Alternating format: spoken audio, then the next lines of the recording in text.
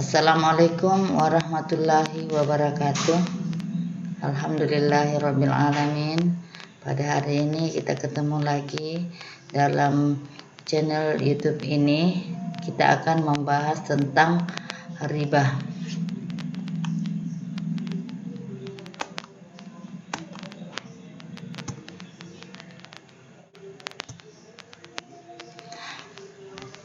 Mengenai riba, perlu kita mengetahui apa yang dimaksud dengan riba. Riba secara etimologi bermakna siada atau tambahan. Secara linguistik, riba mempunyai arti tumbuh dan membesar. Secara terminologi, terdapat beberapa definisi riba dari para ulama. Di antaranya yaitu Imam Sarakhsi dari mazhab Hanafi mendefinisikan riba sebagai tambahan yang disyaratkan dalam transaksi bisnis tanpa adanya iwat atau padanan yang dibenarkan oleh syariat atas penambahan tersebut. Dan selain itu dari Imam Nawawi mendefinisikan riba sebagai penambahan atas harta pokok karena adanya unsur waktu. Kemudian yang kita ketahui dalam fikih Islam banyak yang mendefinisikan bahwa riba adalah tambahan sejumlah uang atau barang tanpa imbalan apapun dalam sejumlah transaksi. Nah, kita kenal ada dua macam riba, ada namanya riba fadl dan ada namanya riba nasi'ah. Riba fadl disebut juga dengan riba jual beli, yaitu adanya penambahan dalam jual beli barang yang sejenis. Riba ini terjadi apabila seseorang menjual sesuatu dengan sejenisnya dengan adanya tambahan, seperti menjual emas dengan emas, mata uang dengan mata uang, gandum dengan gandum, dan sebagainya. Lebih jelasnya dapat dilihat dari hadis riwayat Bukhari dan Muslim sebagai berikut, bahwa Bilal pernah datang kepada Rasulullah Shallallahu Alaihi Wasallam dengan membawa kurma kualitas barni, atau ini kualitasnya yang paling baik. Lalu Rasulullah bertanya kepadanya, dari mana kurma itu? Ia menjawab, kami punya kurma yang buruk, lalu kami tukar 2 liter dengan 1 liter. Maka Rasulullah bersabda, Masya Allah, itu juga adalah perbuatan riba. Jangan kau lakukan. Jika kamu mau membeli, juallah dahulu kurmamu itu, kemudian kamu beli kurma yang kamu inginkan. Sedangkan riba nasi'ah disebut juga riba hutang piutang.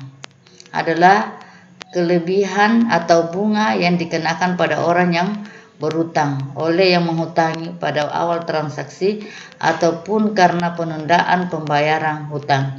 Jadi ada dua, sudah jelas kita pelajari, ada riba fadl dan ada riba nasi'ah. Selanjutnya kita lihat dalil haramnya riba. Dalam surat Al-Baqarah ayat 278 dijelaskan bahwa ya ayyuhallazina amanu ittaqullaha wa zaru ma baqiya minar riba in kuntum mu'minun. Hai orang-orang yang beriman, bertakwalah kepada Allah dan tinggalkan sisa riba yang belum dipungut jika kamu orang-orang yang beriman. Kemudian di dalam surat Al-Baqarah ayat 275 dijelaskan wa ahallallahu al-bai'a wa harramar riba. Selain itu ada juga hadis yang menjelaskan tentang keharaman riba, bahwa Nabi Muhammad SAW melaknat pemakan riba atau mewakili atau yang menulis, dan 2 orang transaksi yang melakukan itu adalah riba. La'ana Rasulullah sallallahu alaihi wasallam akala riba wa mukilahu wa katibahu wa syahidaihi wa qala hum sawa. Ya, itulah dalil yang menjelaskan tentang pelarangan memakan riba. Selanjutnya tahapan pengharaman riba. Tahapan pertama, dengan sesuatu riba tambahan yang kamu berikan agar tidak bertambah pada harta manusia, maka riba itu tidak menambah pada sisi Allah.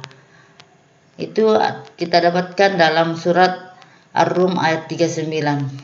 Ayat ini turun di Mekah dan menjadi tamhid diharamkannya riba dan urgensi untuk menjauhi riba. Tahapan kedua yaitu dalam surat An-Nisa ayat 160 sampai 161. Maka disebabkan kesaliman orang-orang Yahudi, kami haramkan atas mereka memakan makanan yang baik-baik yang dahulunya dihalalkan bagi mereka, dan karena mereka banyak menghalangi manusia dari jalan Allah. Ayat ini turun di Madinah dan menceritakan tentang perilaku Yahudi yang memakan riba dan dihukum oleh Allah Subhanahu wa taala. Ini adalah peringatan bagi pelaku riba. Itu tahap kedua. Kemudian kita memasuki tahap ketiga. Di dalam Al-Qur'an surat Al-Imran dijelaskan bahwa hai orang-orang yang beriman, janganlah kamu memakan riba dengan berlipat ganda, dan bertakwalah kamu kepada Allah supaya kamu mendapat keberuntungan. Pada tahap ini Al-Quran mengharamkan jenis riba yang bersifat fasih, yaitu riba jahiliyah yang berlipat ganda. Kemudian pada tahap keempat dalam surat Al-Baqarah 278 sampai 275, di sini Allah mengharamkan seluruhnya jenis riba dan segala macamnya. Dikatakan bahwa hai orang-orang yang beriman, bertakwalah kepada Allah dan tinggalkan sisa riba yang belum dipungut jika kamu orang-orang yang beriman. Maka jika kamu tidak mengerjakan atau meninggalkan sisa riba itu, maka ketahuilah bahwa Allah dan Rasul-Nya akan memerangimu. Ini jelas sekali bahwa telah diturunkan ayat pengharaman riba segala jenis macamnya.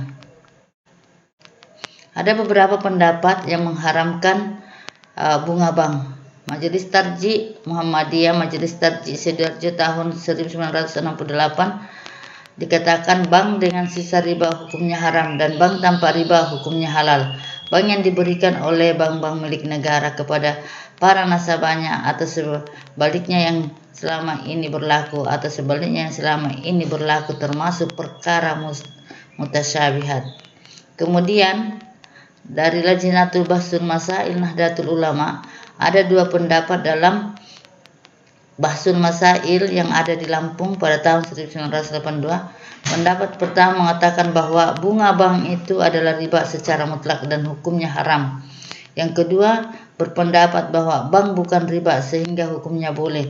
Pendapat ketiga menyatakan bahwa bunga bank hukumnya haram. Ini ada tiga pendapat, jadi ada yang ragu-ragu, ada juga yang mengharamkan mutlak, ada juga yang membolehkan. Kemudian organisasi konferensi Islam. Semua peserta sidang konferensi yang berlangsung di Karachi, Pakistan tahun 70 Desember itu menyatakan bahwa praktek bank dengan sistem bunga adalah tidak sesuai dengan syariat Islam. Maka perlu segera didirikan bank alternatif, dan saya kira sekarang sudah banyak bank-bank Islam yang didirikan untuk menghindari memakan riba. Dan terakhir itu mufti negara Mesir mengatakan bahwa haramnya bunga bank dan mengkategorikan sebagai riba yang diharamkan. Saya kira demikianlah untuk materi kita tentang riba pada hari ini. Selanjutnya saya akan memberikan kesempatan kepada adik-adik untuk menjawab pertanyaan berikut. Pertama, jelaskan apa yang dimaksud riba. Kemudian yang kedua, apakah bank termasuk riba? Dan ketiga, jelaskan jenis-jenis riba yang ada di Indonesia. Demikian, Assalamualaikum warahmatullahi wabarakatuh.